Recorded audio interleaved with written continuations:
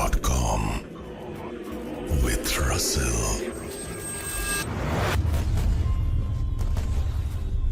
Welcome back. আপনাদের সবাইকে স্বাগত জানাচ্ছি আমি রাসেল। আশা করছি আপনারা সবাই ভালো আছেন, ভালোর দলে আছেন। আজ 31 ডিসেম্বর 2024। বিদায় নিচ্ছে আরও একটি বছর। আসছে নতুন একটি বছর আমাদের মাঝে। যে বছরটি বিদায় নিচ্ছে সেই বছরটির জন্য আমার সবসময়ই মন খারাপ হয়, কারণ এই বছরটি জুড়ে আছে কত স্মৃতি, কত পাওয়া, কত না পাওয়া।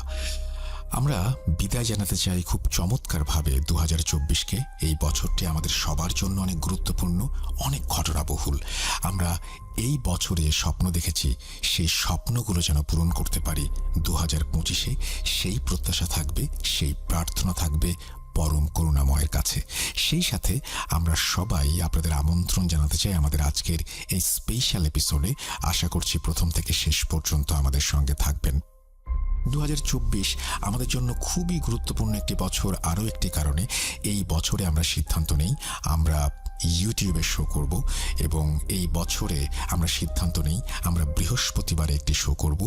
এই বছরে আমরা সিদ্ধান্ত নেই আমরা মঙ্গলবারেও অতিথিদেরকে আমন্ত্রণ জানিয়ে সরাসরি তাদের কাছ থেকে ঘটনা শুনবো এবং আপনারা সবাই শুনবেন সেটা। এই 2024-এই আমরা সিদ্ধান্ত নেই আমরা বিভিন্ন এলাকায় গিয়ে ঘটনা সংগ্রহ করব এবং সেই ঘটনাগুলো আপনারা সরাসরি দেখতে পাবেন। সরাসরি দেখতে পাবেন মানে ওই এলাকায় গিয়ে সেইখানকার মানুষের কাছ থেকে সংগ্রহ করে নিয়ে আসা ঘটনাগুলোই ভিডিও আকারে আপনারা দেখবেন আমাদের ইউটিউব চ্যানেলে। আপনারা সহযোগিতার হাত বাড়িয়ে দিয়েছেন। আমাদের ইউটিউব চ্যানেলটি আর থেমে থাকেনি, এগিয়ে গেছে সামনের দিকে। সামনের সময়গুলোও ঠিক এইভাবে আমাদের পাশে থাকবেন, সেটাই প্রত্যাশা। আজকে এই স্পেশাল এপিসোডে আপনাদের সবাইকে স্বাগত জানিয়ে শুরু করছি আমাদের এই বিশেষ আয়োজন। চলুন শুরু করা যাক। আসসালামু আলাইকুম রাসেল ভাই। ওয়ালাইকুম সালাম। কেমন আছেন জিজ্ঞেস করলাম না, আশা করি সব সময় ভালো আছেন, ভালোর দলে আছেন। আমার নাম আবির, আমার বাড়ি কলকাতা। আজ আমি আপনাদের যে ঘটনা বলবো এটা আমার নিজের সাথে ঘটে যাওয়া একটা সত্য ঘটনা।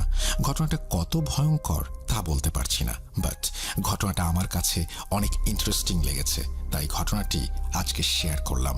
যদি ঘটনাটি আপনাদের ভালো লাগে তাহলে অবশ্যই শ্রোতা বন্ধুদের সাথে শেয়ার করবেন।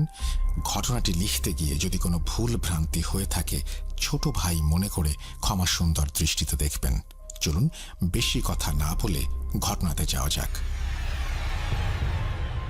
সেবার তুই সত্যি ভূত দেখেছিলি? হ্যাঁ, বিশ্বাস কর, সত্যি। তোকে মন গড়া কথা বলে আমার কি লাভ বলতো?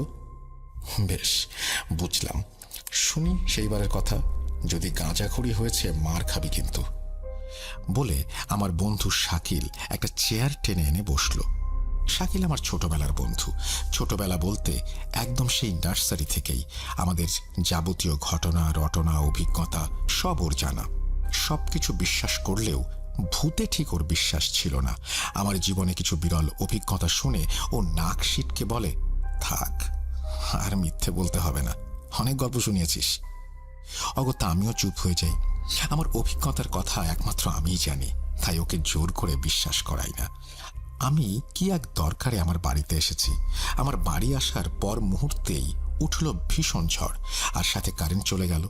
এমন অবস্থায় শাকিল বলল, ধুর, দেখলি তো কি অবস্থা, আর ভালো লাগে না। আসার পথে মেঘও ছিল না, ধুর, ছাতাও আনিনি।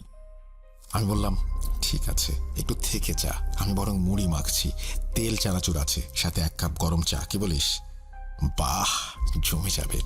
সাথে তোর ওই বানানো ভূতের গল্প বলিস, সময়টা বেশ ভালোই কাটবে।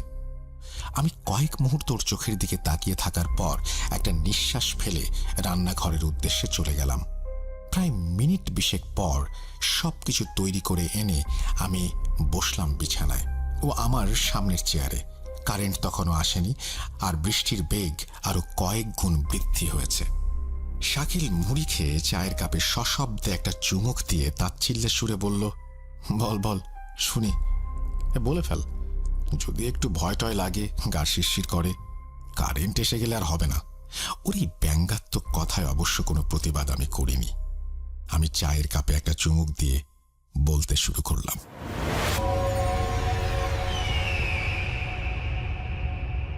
তুই তো জানিস আমার ফিল্ডে কাজ, অফিসের কাজের ঝক্কি থেকে এইসব কাজে ঝক্কি ও ঝামেলা অনেক বেশি। আর এইসব কাজের জন্য আমায় নানান জায়গায় যেতে হয়, রাত কাটাতে হয়। সেইবারও আমি গিয়েছিলাম অফিসের কাজে বর্ধমান। অবশ্য বর্ধমান যে এই প্রথম গেলাম তা না, এর আগেও গিয়েছিলাম, তবে সেবার আমি থাকিনি। কিন্তু এই 2 মাস আগে বর্ধমানে গেলাম, তখন অবশ্য আমায় এক রাত সেখানে থাকতে হয়েছিল। আর ঘটনাটা তখনকার। শাকিল হাত উঠিয়ে বলল, জানি জানি, তারপর বল, আসল গল্পটা বল। আমি বলে শুরু করলাম। সেইবার বর্ধমান পৌঁছাতে আমার একটু দেরি হয়ে গিয়েছিল। অবশ্য এতে আমার কোনো দোষ ছিল না, ট্রেন লেট ছিল। বর্ধমান স্টেশনে যখন নামলাম তখন বাজে দুপুর 2টা।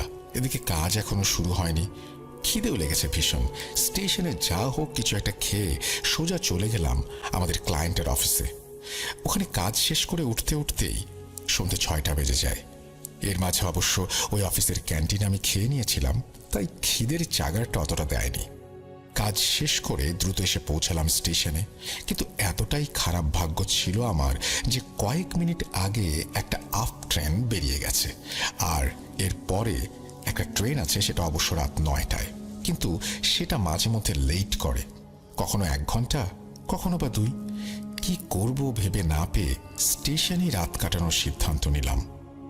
তারপর আমি বলতে যাব, ঠিক সেই মুহূর্তে বাইরে ভীষণ ধ্বনিতে বাজ পড়ার শব্দ হলো। আমরা দুজনেই একটু চমকে উঠেছিলাম। আমি শেষ ট্রেনটার টিকিট কেটে স্টেশন মাস্টারকে জিজ্ঞেস করলাম ওখানে থাকার কোনো জায়গা আছে কিনা।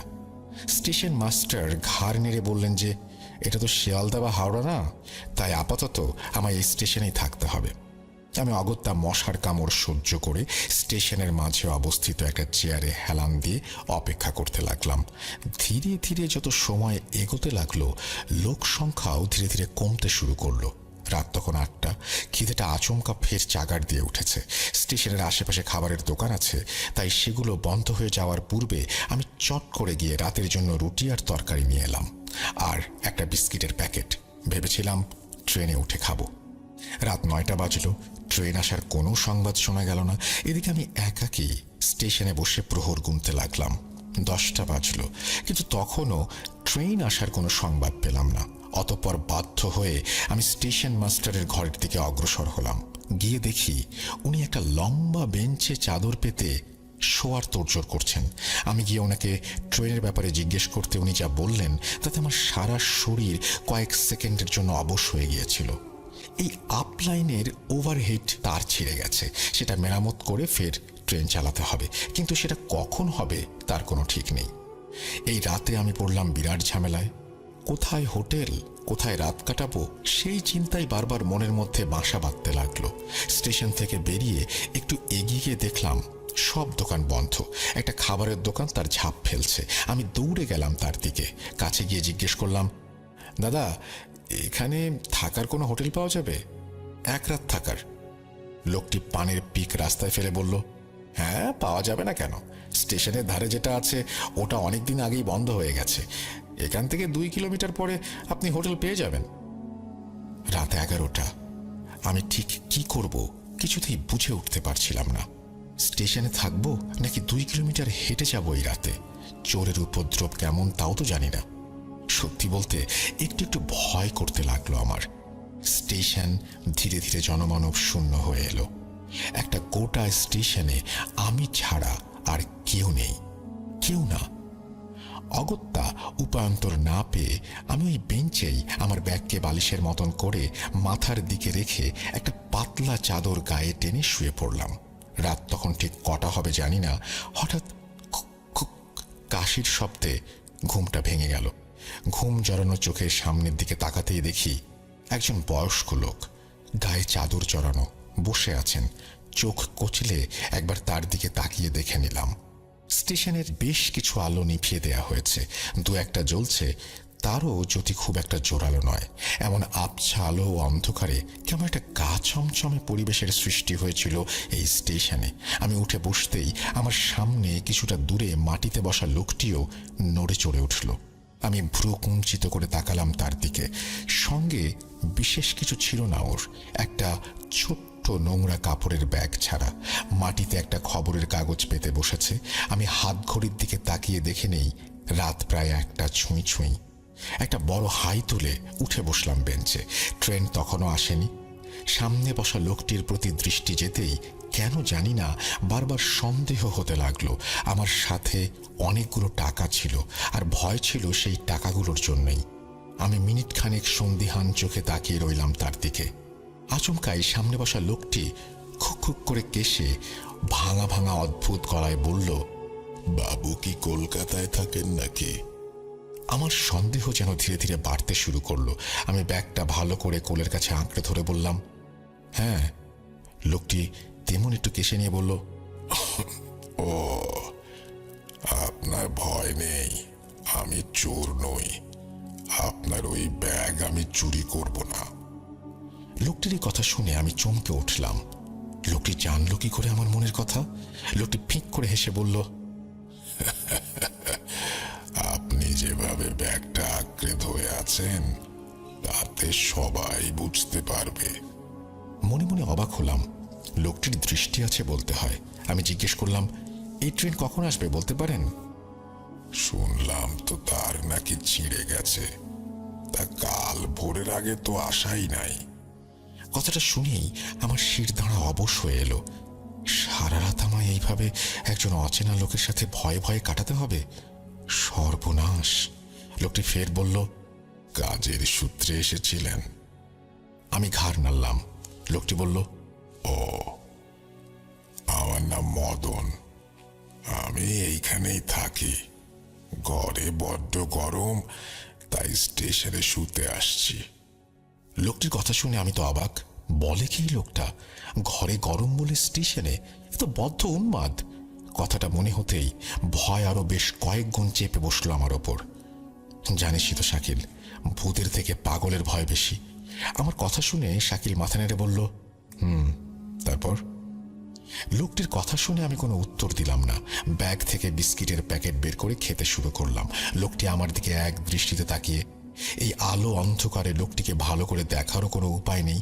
শুধু এইটুকু বুঝতে পারছিলাম, লোকটির মুখমণ্ডল ছাড়া বাকি আপাত মস্তক চাদরে আবৃত। চোখ মুখ অস্পষ্ট, তবে যেটুকু বুঝলাম তার গাল ভর্তি দাড়ি, চোখের চাহনিও বড় অদ্ভুত। হঠাৎ করে লোকটি বলে উঠল, আমায় একটা বিস্কিট দেবেন, খুব খিদে পেয়েছে। অগত্যা আমি পুরো বিস্কুটের প্যাকেটটা এগিয়ে দিলাম তার দিকে। লোকটি তখন একটা অদ্ভুত কথা বলল, আপনি ছুঁড়ে দিন, আমি নিয়ে নেব। লোকটি আমার থেকে 20 হাতের দূরত্বে। আমি ছুঁড়ে দিলাম তার দিকে বিস্কিটের প্যাকেটটা। বিস্কিটের প্যাকেট হাতে পেয়ে তার মুখের কি অভিব্যক্তি হয়েছিল তা এই আঁধারে বোঝার কোনো উপায় নেই। লোকটি একটি বিস্কিট মুখে পুরে বলল, জানেন, আমারও একটা পরিবার ছিল, বাবা মা বউ ছেলে মেয়ে সবাই ছিল। আমি বেঞ্চে হেলান দিয়ে ব্যাগটা পাশে রেখে লোকটির কথা প্রসঙ্গে বললাম, ছিল বলছেন কেন? কারণ তারা আর কেউ বেঁচে নেই। লোকটির কথা শুনে আমার বেশ খারাপ লাগলো। আমি বললাম, হো, খুব দুঃখিত। ওনারা মারা গেলেন কিভাবে? সে অনেক কথা, আপনি শুনবেন? আমি ভেবে দেখলাম ট্রেন আসতে অনেক দেরি, আর টাকা ভর্তি ব্যাগকে কিছুতেই চোখের আড়াল করা যাবে না। তাই সময় কাটানোর একটা মোক্ষম উপায়। আমি বললাম, শুনবো। লোকটি একটু কেশে বলতে শুরু করলো, আমি আগে চাকরির সূত্রে কলকাতা থাকতাম সপরিবারে। তারপর হঠাৎই আমার চাকরিটা চলে যায়। অনেক খোঁজার চেষ্টা করি চাকরি, কিন্তু কলকাতার মতন বড় শহরগুলোতে আমার চাকরি কোনোভাবেই যেন জোগাড় হচ্ছিল না। আধুনিকতার ছোঁয়ায় আমাদের মতন সেকেলের লোকগুলো যেন কোম্পানির জন্য একটা আস্ত আবর্জনায় পরিণত হতে শুরু করেছিল। আমার সাথে অনেক লোকের চাকরি চলে যায়। প্রায় মাস তিনেক অনেক চেষ্টা করার পরেও যখন কিছুই জোটাতে পারলাম না, তখন এক প্রকার বাধ্য হয়েই ফিরে এলাম এই গ্রামের বাড়িতে। এই বাড়িতে অবশ্য বাবা মা আগে থেকেই থাকতেন। আমি, আমার স্ত্রী ও ছেলে এসে জুটলাম। ওইটুকু খাবার, তার উপর 5 জন প্রাণী, স্বাভাবিকভাবে ভাড়ায় টান পড়ল। বেরিয়ে পড়লাম মজদুরি করতে। সারাদিন চড়া রোদে খেটে বাড়িতে ঢুকতাম, তখন শরীরে আর কিছু অবশিষ্ট থাকতো না। এভাবেই কাটতে লাগলো দিন। দিন দিন যেন মাথাটাও গরম হতে শুরু করলো। একটু কিছুতেই হঠাৎ হঠাৎ রেগে যেতাম। শরীরের কষ্ট লাঘবের জন্য মদ্যপান শুরু করলাম। শেষে এমন অবস্থা হলো যে লোকে মজদুরের বদলে মাতাল বলেই বেশি চিনত আমায়। এইটুকু বলে লোকটি থামল। তারপর গোটা দুয়েক বিস্কিট মুখে পুড়ে দিল, চিবিয়ে জল খেয়ে ফের বলতে শুরু করলো। আমি এই ফাঁকে হাতের ঘড়িটি দেখে নিলাম, রাত 3টা বাজে। লোকটি বলল, এইভাবে কেটে গেল কয়েক মাস, কয়েক বছর। হঠাৎই একদিন কি যে হলো, বাড়িতে ফিরে কি একটা কথায় সবার সাথে আমার ঝগড়া হয়ে গেল। আমার মাথা গেল আগুন হয়ে। দিক বিদিক জ্ঞান শূন্য হয়ে বাড়িতে থাকা একটা চপার নিয়ে আমি এক ধারে সবার গলা কেটে দিলাম। ফিনকি দিয়ে রক্ত বেরোতে শুরু করলো। হুফ, কি রক্ত, কি রক্ত! ঘরের মেঝে দালান ভেসে যেতে লাগলো রক্তে। আমি পাথরের মতো দাঁড়িয়ে দেখতে লাগলাম। চোখের কোণে এক চিলতে হাসি। লোকটির শেষ কথাগুলো শুনে আমি অনুভব করলাম আমার শির দাঁড়াটা যেন শিরশির করে উঠছে। সারা শরীর দিয়ে নেমে গেল মুহূর্তের মধ্যে ঠান্ডা কনকনে রক্তের স্রোত। ভয়ে আমার গলা শুকিয়ে ওঠার জোগাড়। আমি আর ওখানে বসে থাকতে পারছিলাম না। লোকটি বলে চলল, তারপর খুনগুলো করে আমার খুব একটা দুঃখ হয়নি, আবার আনন্দও পাইনি। ঠিক কি যে অনুভূতি হয়েছিল বলে বোঝানো যাবে না। অতঃপর লাশগুলোকে আমারই বাড়ির নিচে মাটিতে পুঁতে দিই। আর সেই দিন থেকেই বাড়িতে কিছুতেই ঘুমাতে পারি না, বুঝলেন? বড্ড গরম লাগে আমার। মনে হয় কেউ সারা শরীরে আগুন লাগিয়ে দিচ্ছে। উফ, অসহ্য যন্ত্রণা। আমি ভয়ে মনে মনে যা সূরা জানি পড়তে লাগলাম। এখন বদ্ধ উন্মাদের পাল্লায় পড়লাম আমি। সারা শরীর আমার কাঁপছে, পা দুটো যেন ভারী হয়ে আসছে, অবশ হয়ে আসছে। মনে এই আতঙ্ক গ্রাস করলো, আমি হাঁটতে পারবো তো? বুকের ভেতরের হৃৎপিণ্ডটাও ব্যাকুল হয়ে উঠেছে। আমি কোনো রকমে ঢোক গিললাম। ঠিক সেই মুহূর্তেই কান ফাটানো একটা আওয়াজ আমাকে প্রায় চমকে দিল। আর একটু হলেই বোধহয় আমার আত্মারাম খাঁচা ছেড়ে পালাতো। ট্রেনের ঘোষণা হচ্ছে, আপ শিয়ালদা স্টেশন আসছে আর 10 মিনিটে। বুকের মধ্যে যেন হঠাৎ করে জীবনী শক্তি খুঁজে পেলাম আমি। আমি বেঞ্চ ছেড়ে উঠতে যেতেই লোকটি বলল, জানেন, এই কষ্ট আর সহ্য করতে পারি না। তাই একদিন আমি বাড়ির ওই সিলিংয়ে গামছা বেঁধে ঝুলে পড়লাম। খুব কষ্ট হয়েছিল প্রথমে, একটু কাঁপুনি এসেছিল, কিন্তু বিশ্বাস করুন কয়েক সেকেন্ড পরেই এক অপার শান্তি, এক শান্তি এসে জড়িয়ে নিল আমায়। আমার মুখ ততক্ষণে হাঁ হয়ে গিয়েছে। আমার ব্যাগটা হাত থেকে সশব্দে খসে পড়ে গেছে। আমি হাঁ করে তাকিয়ে আছি সেই আপাদুল মস্তক ঢাকা ছায়ার দিকে। লোকটি কি মজা করছে? বুকের ধড়ফড়ানি ক্রমেই বেড়ে যাচ্ছিল আমার। নিঃশ্বাস নিতেও যেন কষ্ট হচ্ছিল। তারপর হঠাৎ করেই মাথা ঘুরে পড়ে গেলাম মাটিতে। তারপরের ঘটনা কিছুতেই মনে নেই। জ্ঞান যখন ফিরল তখন আমি রেলের পুলিশের অফিসে শুয়ে। একজন লোক আমার মুখে জল ছিটিয়ে দিচ্ছে। জ্ঞান ফিরতেই ধর মরিয়ে উঠে বসলাম। পাশে বসা লোকটিকে চিনতে অসুবিধা হলো না আমার। এই যে সেই স্টেশন মাস্টার। আমার জ্ঞান ফিরে আসতে দেখে উনি বললেন, যাক, এই যাত্রায় বেঁচে গেছেন। ওনার কথা শুনে আমি স্তম্ভিত হয়ে যাই। তার মানে আবার কি? ঘুমের ঘোরে আপনি তো মশাই ট্রেন লাইন ধরে হাঁটছিলেন, আর সেই সময় আপ লাইনে ট্রেন আসছিল। ভাগ্যিস আমি আগে ভাগে দেখতে পেয়েছিলাম, নইলে। কথা নেই আমার মুখে। আমি যেন বোবা হয়ে গিয়েছিলাম। কেবল কষ্ট করে একটা কথা জিজ্ঞেস করলাম কোনো মতে, আচ্ছা, ওখানে আর কোনো লোক ছিল কি? লোক কই? কেউ না, পুরো স্টেশন ফাঁকা, আপনি ছাড়া কেউ ছিল না। আমি কাঁপা কাঁপা গলায় বললাম, তাহলে সে কে ছিল?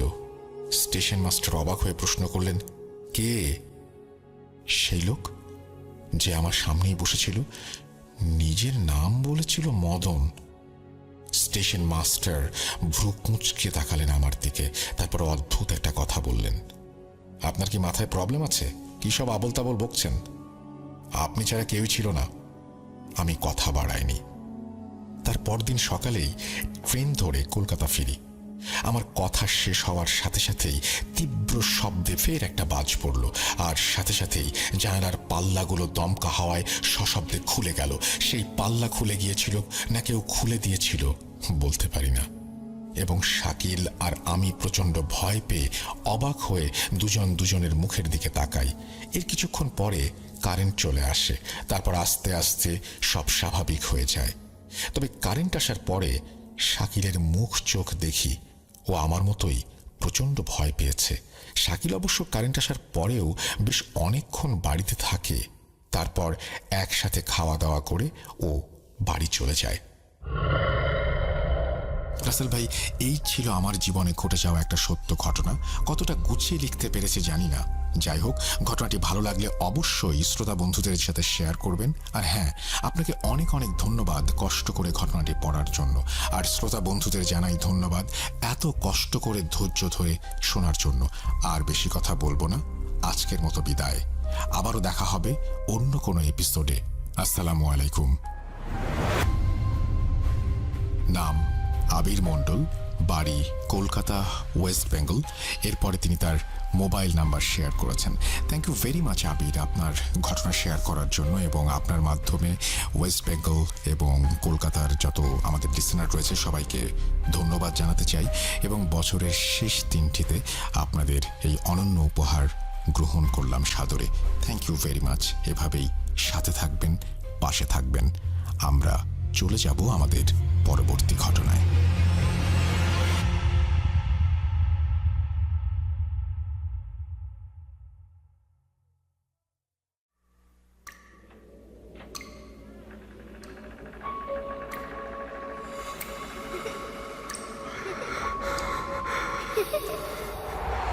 লুকোচুরি খেলবে? লুকোচুরি তুমি লুকাও, আমি ঠিকই তোমাকে খুঁজে পাবো।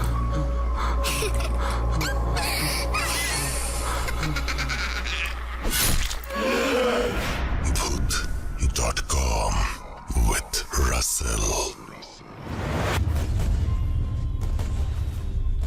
Welcome back. আপনাদের সবাইকে স্বাগত জানাচ্ছি আমি রাসেল। ঘটনায় ঘটনায় ভয়ের রাজ্যে আমরা বিদায় দিতে চাই পুরনো বছরকে। আর সেই জন্যই আমাদের আজকের এই বিশেষ আয়োজন। আমরা চলে যাব আমাদের পরবর্তী ঘটনায়। যেভাবে লেখা আছে আমি সেভাবেই শুরু করছি। আসসালামু আলাইকুম প্রিয় রাসেল ভাইয়া ও সকল লিসেনার্স, এবং আপনাদের প্রতি জানাই ভালোবাসা। আমি নাহিদ আশরান। কথা বেশি বাড়াতে চাই না, তাই সরাসরি ঘটনায় চলে যেতে চাই। ও হ্যাঁ, ঘটনার শুরুতে বলে রাখি, এই ঘটনার দুইটি অংশ হবে। অংশ এক।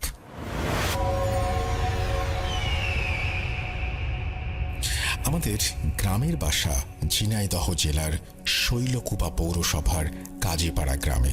সময়টা 2006-07 সালের দিকে। তখন আমরা পরিবার সহ ঢাকাতে থাকতাম। হঠাৎ আমাদের গ্রামের বাসা থেকে খবর আসে আমার চাচাতো ভাই অনেক অসুস্থ। তখন আমি অনেক ছোট, তাই অসুস্থ শুনে খারাপ লেগেছিল ঠিকই, কিন্তু বাবার ছুটি না থাকায় আমরা কেউ গ্রামে যেতে পারিনি। পরবর্তীতে আমরা সপরিবারে গ্রামে যাই এবং জানতে পারি আমার চাচাতো ভাইকে নাকি জিনে ধরেছিল। ভূতের গল্প হওয়ায় আমি শুনতে আগ্রহ প্রকাশ করি, কারণ আমি ছোটবেলা থেকেই ভূতের গল্প শুনতে ভালোবাসি। বলে রাখা ভালো যে গ্রামের মধ্যে রাস্তার পাশেই আমাদের একটি বাগান আছে, এবং এই বাগানের মধ্যেই আমাদের পারিবারিক গোরস্থান। আগে আমাদের এই বাগানের সামনে দিয়ে আসতেও মানুষ কেমন যেন ভয় পেত। সেটা আমরা পরবর্তীতে জানতে পারি। সেখানে একটি কবরের পাশেই একটি আতা গাছ ছিল। একদিন দুপুরের দিকে আমার দুই চাচাতো ভাই রাকিব ও হারুন সহ হারুন ভাইয়ের বড় বোন রোকসানা আপু ছিল। তারা তিনজন মিলে ওই আতা গাছ থেকে আতা পাড়তে যায়। ছোটবেলা থেকে হারুন ভাই অনেক বেশি চঞ্চল প্রকৃতির থাকায় সে গাছে ওঠে এবং বাকি দুইজন গাছের নিচে দাঁড়িয়ে থাকে। হারুন ভাই যখন আতা পাড়ছিল তখন হঠাৎ খেয়াল করে দেখেন একদম চিকন দুইটি ডালে দুইটি মহিলা তাদের অনেক লম্বা চুল ছেড়ে বসে আছে এবং তাদের দিকে তাকিয়ে হাসছে। সে এটা দেখে ভয়ে এক লাফে গাছ থেকে নেমে দৌড় দিয়ে বাসায় চলে আসে। তার এই অস্বাভাবিক দৌড় দেখে বাকি দুইজন দৌড় দিয়ে বাসায় চলে আসে। বাসায় আসার পর হারুন ভাই আর তখন কাউকে কিছু বলেননি, কিন্তু ওই দিন বিকেলের দিকে বা সন্ধ্যার একটু আগে ভাইয়ের শরীরে অনেক জ্বর চলে আসে এবং তার শরীর এতটাই গরম ছিল গায়ে নাকি হাত দেয়া যাচ্ছিল না। সেদিন রাতে হারুন ভাই কিছু উল্টাপাল্টা কথা বলতে থাকে। কথাগুলো ছিল এমন, মা দেখো আকাশে মাইক্রোবাস, মোটরসাইকেল, প্লেন সব একসাথে উড়ে যাচ্ছে। এরপর আমার চাচির কাছে সে খাবার চায়। আমার চাচি তাকে ডাল দিয়ে ভাত দেয় এবং সে নাকি তখন অনেক রেগে উচ্চস্বরে বলছিল, আমি তোর কাছে খাবার চেয়েছি আর তুই কিনা আমাকে পোকামাকড় আর পানি খেতে দিলি।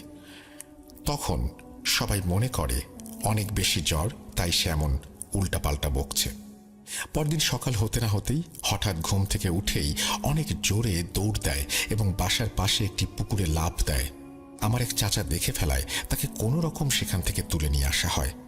আমার দাদি অনেক নামাজি একজন মানুষ, তিনি এসব বুঝতেন এবং তিনি বললেন হারুন ভাইয়ের ওপরে জিনের আসর হয়েছে।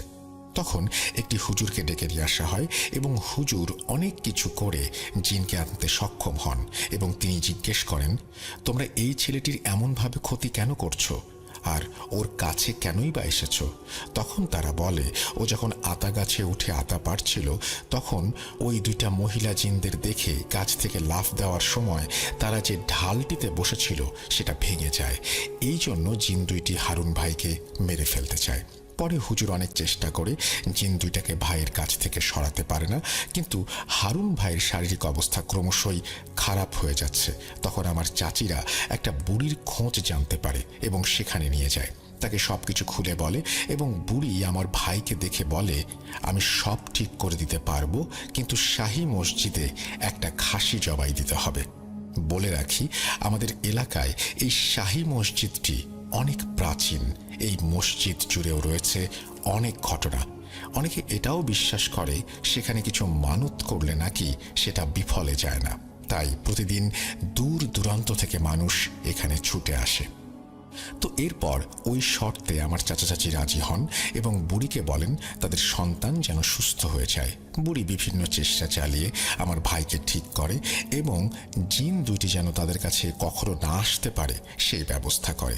চাচাদের আর্থিক অবস্থা একটু খারাপ হয়ে যাওয়ায় খাসিটি দিতে একটু দেরি হচ্ছিল, কিন্তু তখন প্রায়শই চাচি স্বপ্নে সেই বুড়িটিকে দেখতেন আর বুড়ি বলতো, তুই এখনো খাসি দিসনি, তোর ছেলের কিন্তু অনেক বড় ক্ষতি হয়ে যাবে, তখন চাইলেও আর কিছু করতে পারবি না। এভাবে দুইবার স্বপ্নে আসার পর তারা খাসিটি নিয়ম অনুযায়ী জবাই দেয় এবং আলহামদুলিল্লাহ তারপর থেকে আর কোনো সমস্যা ওই ভাইয়ের সাথে ঘটেনি। অংশ 2। এবার আসি দ্বিতীয় ঘটনায়। আমার বয়স তখন 17 বছর। কালের পরিবর্তনে আমরা তখন গ্রামের বাসায় চলে আসি। আমাদের দাদার বাগানে অনেক গাছগাছালি আছে। তো আমাদের দাদা হঠাৎ একদিন সিদ্ধান্ত নেয় সেই আতা গাছটি কেটে বিক্রি করে ফেলবে এবং এই সিদ্ধান্ত সে একাই নেয়। পরে আমরা যখন সবাই জানতে পারি এবং আমরা তখন সবাই তাকে সেই গাছটি কাটতে বারণ করি, কিন্তু কে শোনে কার কথা। অবশেষে দাদা সবার কথা অমান্য করে গাছটি কেটে বিক্রি করে দেয়। কিছুদিন যাবৎ সবকিছু ঠিকঠাক ছিল।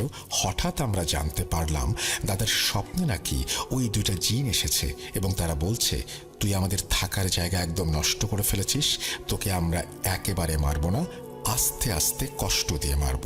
তার কিছুদিন পরই একদিন হালকা বৃষ্টি হয়, যাকে আমরা ছিটে ফোটা বৃষ্টি বলে থাকি।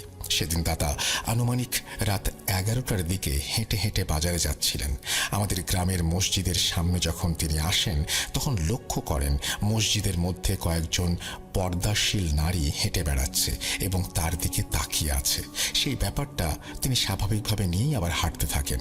কিছু দূর যাওয়ার পর রাস্তার ওপর একদম হালকা পানি জমে থাকে, সেখানে পা দেওয়া মাত্রই তিনি পড়ে যান এবং আশেপাশে যারা ছিল তারা ভেবেছিল হয়তো তিনি উঠে দাঁড়িয়ে যাবেন, কিন্তু কোনোভাবেই তিনি আর উঠতে পারছিলেন না। তারপর সবাই এসে তাকে ধরে ওঠানোর চেষ্টা করে, কিন্তু তিনি আর দাঁড়াতে পারছিলেন না। তখন বাসায় কেউ একজন ফোন দিয়ে বলে দাদা রাস্তায় পড়ে গিয়ে আর উঠে দাঁড়াতে পারছেন না। এই কথা শুনে আমরা সবাই তাড়াতাড়ি করে তাকে হসপিটালে নিয়ে যাই এবং এক্স রে করে দেখা যায় তার ডান পাটি কোমরের নিচ অংশ থেকে পুরোপুরিভাবে ভেঙে বিচ্ছিন্ন হয়ে গেছে। এখনও তার পা ঠিক হয়নি এবং আমার দাদা ধীরে ধীরে যেন সব জ্ঞান হারিয়ে ফেলে, যার তার সাথে খারাপ আচরণ করে এবং অনেক শিরকমূলক কথা বলে, যা তার এই বয়সে বলা মানায় না। আস্তে আস্তে তিনি উন্মাদ হয়ে যাচ্ছেন। আমার দাদার জন্য সবাই দোয়া করবেন। স্টোরিটি সিলেক্টেড হলে পড়ে শোনাবেন। ভুল ত্রুটি ক্ষমা সুন্দর দৃষ্টিতে দেখবেন। আল্লাহ হাফেজ। এই বলে তিনি তার ঘটনা শেষ করেছেন। আশা করছি ঘটনাটি আপনাদের কাছে ভালো লেগেছে। আমরা এই পুরনো বছরকে বিদায় দেওয়ার জন্য বিশেষ এই আয়োজনে আপনাদের সবাইকে আবারও আমন্ত্রণ জানাচ্ছি এবং আশা করছি আরও যে ঘটনাগুলো আছে সেই ঘটনাগুলো আপনারা শুনবেন। কথা না বাড়িয়ে আমরা চলে যাব আমাদের পরবর্তী ঘটনায়।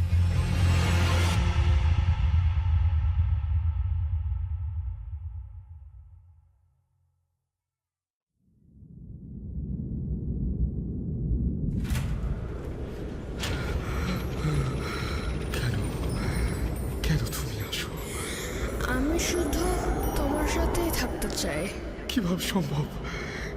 মৃতদের এই পৃথিবীতে থাকতে নেই। তুমি তুমি চলে যাও, চলে যাও, প্লিজ চলে যাও। সবটাই কি ইলুশন, নাকি অন্য জগতের কেউ কখনো হাজির হয়ে যায় চোখের পলকে?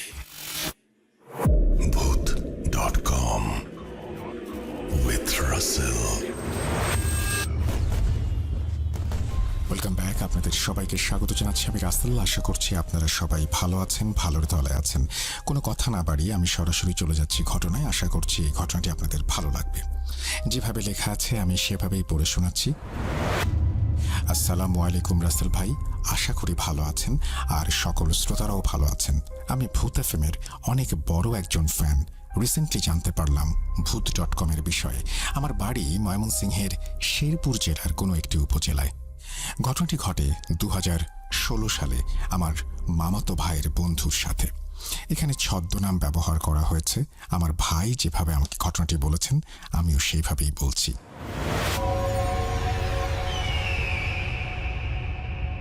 আমরা ছিলাম দুই বন্ধু, দুইজনেই ইন্টারমিডিয়েট পরীক্ষা দিয়ে আনন্দের সময় কাটাচ্ছিলাম।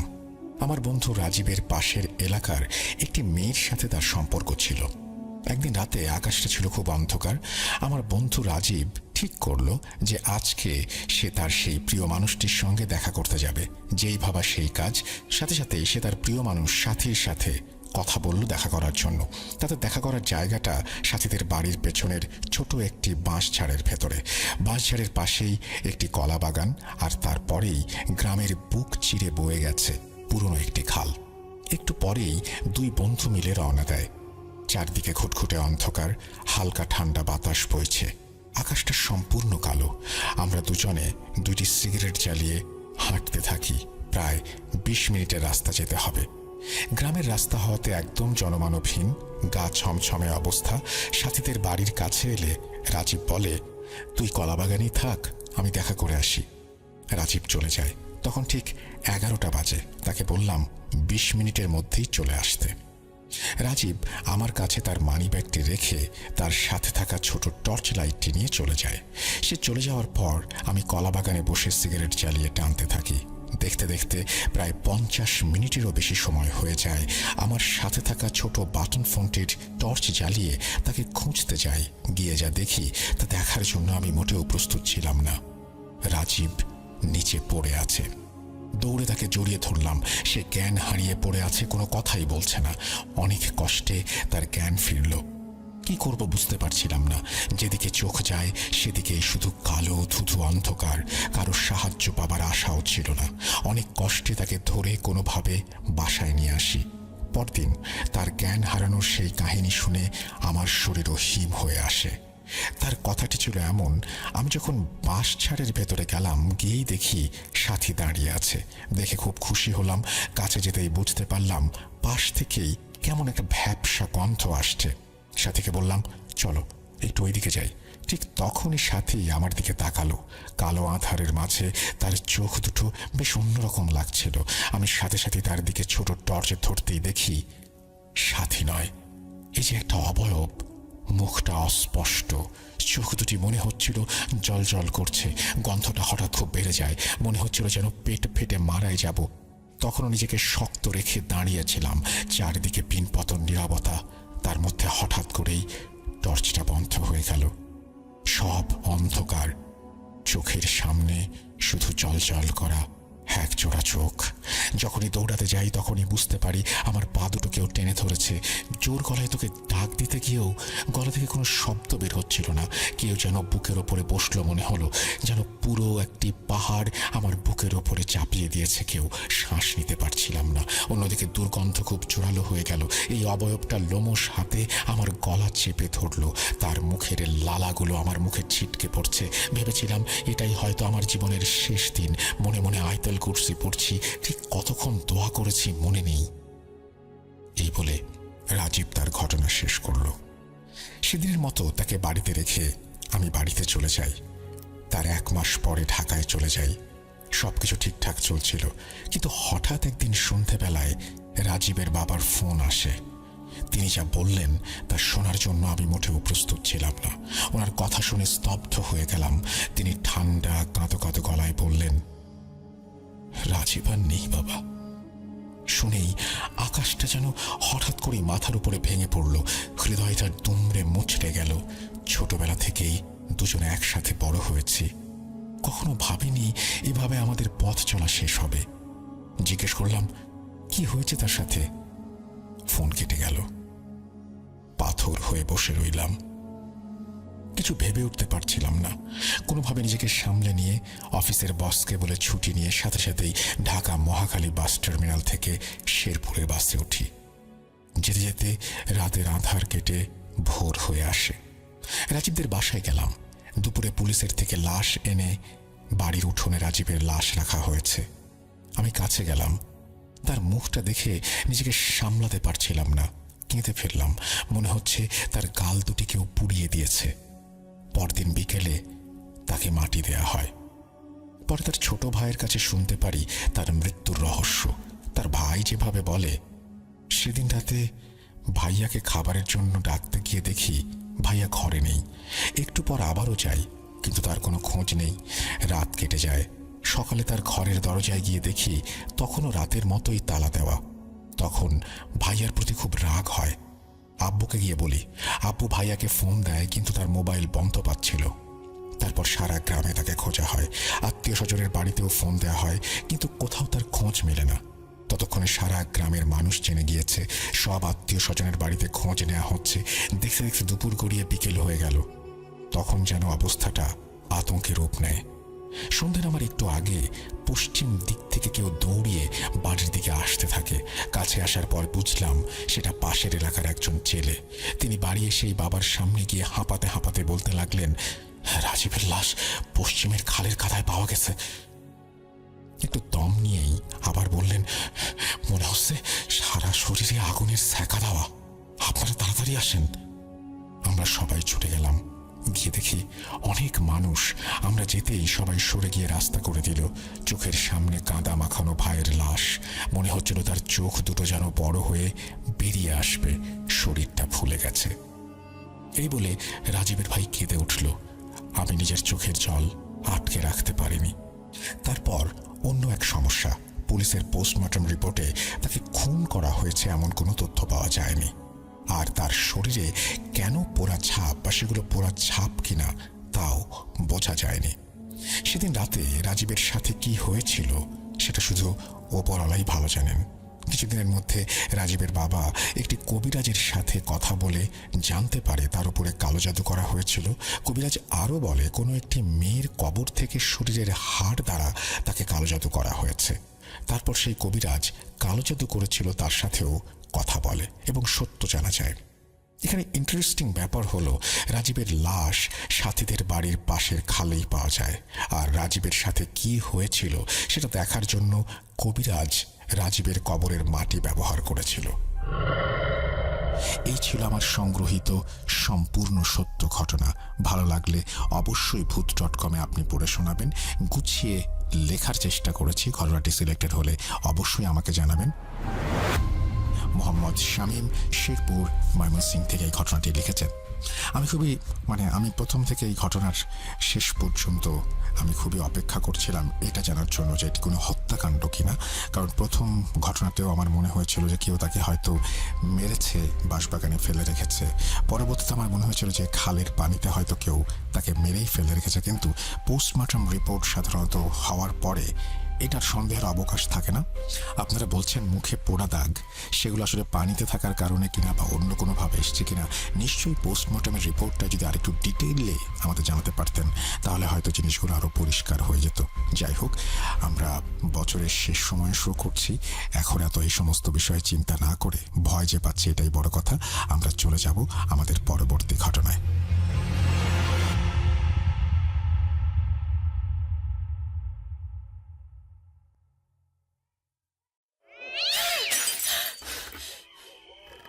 আজ আবার শুনতে পাচ্ছেন শব্দটা? ভয়ের আরেক নাম ভূত.com with Russell। Welcome back. আপনাদের সবাইকে স্বাগত জানাচ্ছি, আমি রাসেল। আশা করছি আপনারা সবাই ভালো আছেন, ভালোর দলে আছেন। আজকে 31 ডিসেম্বর এবং আমাদের বছরের শেষ দিন। আমরা আমাদের ভূত.com-এ একসাথে শুনছি এবং ভয় রাজ্যে হারিয়ে যাচ্ছি। ঘটনাগুলো শুনতে নিশ্চয়ই আমাদের সবারই ভালো লাগছে। যদি এতটুকু ভালো লাগে আমি নিজেকে ধন্য মনে করব। আমি আজকের এই এপিসোডটি শুরু করেছিলাম কলকাতার একটি ঘটনা দিয়ে, তারপরে বাংলাদেশের ঘটনায় এসেছি, আবারও বাংলাদেশের ঘটনায় এসেছি। এরপরে আমি এমন একটি ঘটনায় যাব যে ঘটনাটি এসছে ইউনাইটেড কিংডম থেকে। আমি সবসময় আপনাদের বলেছি যে পৃথিবীর বিভিন্ন জায়গা থেকে আমাদের ঘটনা আসে এবং তার মধ্যে ইউনাইটেড কিংডমও অন্যতম। এবং আমাদের পৃথিবী বিশ্ব জুড়ে আমাদের বাঙালিরা ছড়িয়ে আছেন এবং তারা তাদের সফলতা অর্জনের পথে এগিয়ে যাচ্ছেন। তেমনই একজনের পাঠানো একটি ঘটনা আমি পড়ে শোনাচ্ছি। পাঠিয়েছেন আশিক এবং তিনি পাঠিয়েছেন যেখান থেকে, সেটা হচ্ছে নর্থ হাইডল্যান্ড, ইউনাইটেড কিংডম। ঘটনাটি পড়ে শোনালে সবচেয়ে ভালো হয়, যদিও আমি স্টুডিওতে ভার্চুয়ালি ঘটনাটি বলতে পারবো। আসসালামু আলাইকুম। ওয়ালাইকুম সালাম। কেমন আছেন রাসেল ভাই? আশা করি ভালো আছেন। আমার নাম আশিক এবং আমি বর্তমানে যুক্তরাজ্যে বাস করছি। আমি পূর্বে একটি ঘটনা পাঠিয়েছি যার নাম ছিল রহিম কুড়ালি। ওই ঘটনাটি পড়ে শোনানোর জন্য অনেক ধন্যবাদ। আজকে যে ঘটনাটি বলতে যাচ্ছি সেটা লন্ডনে বসবাসরত আমার এক বন্ধু যার নাম মুশফিক, ওনার কাছ থেকে শোনা। তিনি আমাকে যেভাবে ঘটনাটি বলেছেন আমি সেভাবেই লেখার চেষ্টা করছি। আমি যখন ছোট ছিলাম তখন আমাদের বাড়িতে একটা বিয়ের অনুষ্ঠানে অনেকজন মানুষ আসেন। যারা এসেছিলেন বিয়ের দাওয়াতে তাদের মধ্যে ছিলেন আমার এক মামা। অনুষ্ঠান শেষ হয়ে গিয়েছিল সন্ধ্যার দিকে। তখন আমার মামার হঠাৎ করে প্রচণ্ড মাথা ব্যথা শুরু হয়। আমার মামা তখন সিদ্ধান্ত নেন যে আমাদের বাড়িতে রাতটা কাটাবেন। রাতে আমার মামা আমার সাথে ঘুমান আমার ঘরে। আমি স্বাভাবিকভাবেই ঘুমিয়ে যাই প্রতিদিনের মতো, কিন্তু মাঝরাতে কোনো একটা শব্দের কারণে উঠে যাই। উঠে আমি দেখতে পাই আমার মামা চোখ বন্ধ রেখেই হাসছেন আস্তে করে। হাসিটা তো অদ্ভুত, ভয়ঙ্কর। আমার মামাকে আমি কয়েকবার ডাক দিলাম ওঠার জন্য, কিন্তু তারপরও আমার মামা ঘুম থেকে ওঠে না। আমি ভেবেছিলাম যে হয়তো মামা কোনো একটা স্বপ্ন দেখছে এবং এই কারণেই হয়তো এরকমভাবে হাসছে। তারপর আমি আবার ঘুমিয়ে যাই। সকালে আমি ঘুম থেকে উঠে দেখতে পাই যে অনেকজন লোক আমার বিছানার পাশে একত্রিত হয়ে দাঁড়িয়ে আছে। আমার মামাকে অনেক ডাক দেওয়ার পরেও ওনাকে ঘুম থেকে ওঠানো সম্ভব হচ্ছে না। আরেকটা রহস্যজনক ব্যাপার হলো যে তিনি তখনও হাসছিলেন আস্তে আস্তে, কিন্তু অন্যরা কিছু জিজ্ঞেস করলে কোনো জবাব দিচ্ছিলেন না। পুরোটা দিন মামা এভাবেই বিছানায় শুয়েছিলেন। পরের রাতে আমি অন্য এক রুমে চলে যাই। যেহেতু আমি প্রচণ্ড ভয় পেয়েছিলাম সেই কারণে আমি মামার সাথে আর ঘুমাতে সাহস করিনি। ওই রাতে কোনো এক কারণে আমি আমার রুমে প্রবেশ করি, যেখানে আমার মামা শুয়েছিল। তখন দেখতে পাই যে আমার মামা সেখানে নেই। আমি আবার আমার রুমে চলে যাই, মানে যে রুমে আমি ঘুমাচ্ছিলাম, এবং বাবাকে বিষয়টা জানাই। আমার বাবা তখন সিদ্ধান্ত নেন যে আমার মামাকে খুঁজতে যাবেন। অনেক খোঁজাখুঁজির পর আমরা সিদ্ধান্ত নেই যে আমাদের ছাদে আমরা যাব দেখতে। আমরা যখন সিঁড়ি দিয়ে উপরে উঠলাম তখন দেখতে পেলাম ছাদে প্রবেশ করার দরজাটা বন্ধ, কিন্তু আমরা দরজার এক ফাঁক দিয়ে দেখতে পাই যে আমার মামা চোখ বন্ধ করে দাঁড়িয়ে আছে ছাদের এক প্রান্তে। আমার মামা তখনও হাসছিলেন এবং ওনাকে দেখতে ভয়ঙ্কর লাগছিল। উনি চোখ বন্ধ করে এবং কোনো চাবি ছাড়াই ছাদে কিভাবে প্রবেশ করলেন সেটা একটা রহস্য।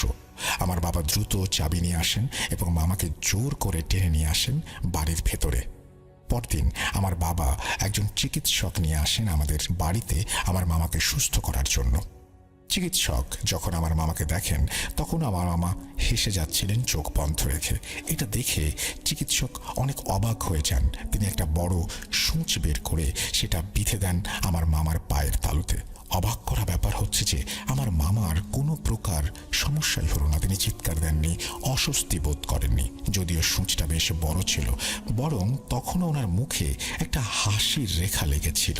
চিকিৎসক তখন আমাদেরকে জানান যে ওনার দ্বারা এটা সম্ভব না মামাকে সুস্থ করার জন্য। তিনি আমাদেরকে বলেন যে অন্য চিকিৎসককে খুঁজে বের করতে, অর্থাৎ ধর্মীয় চিকিৎসা বা অন্য কোনো অল্টারনেটিভ চিকিৎসা করাতে। তখন সিদ্ধান্ত নেওয়া হয় যে একজন ভালো ইমাম বা হুজুরকে ডেকে নিয়ে আসা হবে। ইমাম এসে সাথে সাথে বুঝতে পারেন যে আমার মামার সাথে অস্বাভাবিক কিছু ঘটেছে। তিনি আমাদেরকে জানান যে আমার মামা নাকি সন্ধ্যার সময় খারাপ জিনেদের বাসস্থানে গিয়ে সিগারেট খাচ্ছিল এবং সে কারণেই এই সমস্যা শুরু হয়েছে, যেটার কারণে জিনটা ওনাকে অসুস্থ করে ফেলেছে। ইমাম সাহেব তখন আমার মামার ওপর কিছু পানি ছিটিয়ে দেন এবং আরও কিছু চিকিৎসা করান। তারপর আমার মামা আস্তে আস্তে সুস্থ হন। এই ছিল আমার ঘটনা। ভালো লাগলে পড়ে শোনার অনুরোধ রইল। এই বলে তিনি তার ঘটনা শেষ করেছেন। আমি জানি না যে আসলে এই যে জিনদের জায়গায় গিয়ে চুল খোলা রাখলে বা তাদেরকে বিরক্ত করলে বা সেই জায়গায় হেঁটে গেলে এরকম সমস্যা হয়, এই সমস্ত আমরা শুনে থাকি। আমি জানি না যে এই সমস্যাগুলো আসলেই কিভাবে ঘটে বা এটার সত্যতা সম্পর্কে আমার জানা নেই, কিন্তু সমস্যা যে হয় এবং আল্লাহর পাক কালাম থেকে যখন কোনো হুজুর বা কোনো বুজুর্গ ব্যক্তি যখন কোনো তেলাওয়াত করেন বা কোনো সূরা পাঠ করেন বা সেই পবিত্র আয়াতের দ্বারা যখন তাকে ওই যে বললেন যে পানি ছিটিয়ে দেন বা তাবিজ দেন, তখন দেখে আবার সমস্যাগুলো ঠিক হয়ে যায়। মানে কি বলবো যে কি কারণে জিনরা বিরক্ত হয় বা কি কারণে ভর করে, এটা নানান মানুষের নানান ধরনের তর্ক, নানান ধরনের সন্দেহ, নানান ধরনের প্রশ্ন, নানান ধরনের মানে কি বলবো মতবাদ থাকতে পারে। কিন্তু এই বিষয়টা তো সত্যিই যে এরকম ঘটনা অহরহই ঘটছে এবং এরকম ঘটনার মানুষ অনেক সময়ই এরকম ধরনের চিকিৎসার দ্বারা সুস্থ হয়ে উঠছেন। তো যাই হোক, আপনাকে ঘটনা পাঠানোর জন্য ধন্যবাদ। ইউকে থেকে ঘটনা পাঠিয়েছেন এবং আপনার মাধ্যমে আমরা অন্য সবাইকেও বলবো যারা ইউকেতে শুধু না পৃথিবীর বিভিন্ন প্রান্তে ছড়িয়ে আছেন তারা আমাদের ঘটনা পাঠান, আমাদের সাথে থাকুন। এবং যারা আমাদের ইউটিউব চ্যানেলটি এখনো সাবস্ক্রাইব করেননি তাদেরকে আমি অনুরোধ করবো দয়া করে আমাদের ইউটিউব চ্যানেলটি সাবস্ক্রাইব করুন এবং আমাদেরকে সামনে এগিয়ে যাওয়ার প্রেরণা যোগান। আমরা আপনাদের সবার ঘটনার জন্য অপেক্ষায় আছি। সামনের মাসে আমাদের বার্থডে আপনারা সবাই জানেন এবং নতুন বছর চলছে, সুতরাং আমাদের ঘটনা পাঠাবেন। আমাদের ইমেল অ্যাড্রেস russell.booth.com@gmail.com।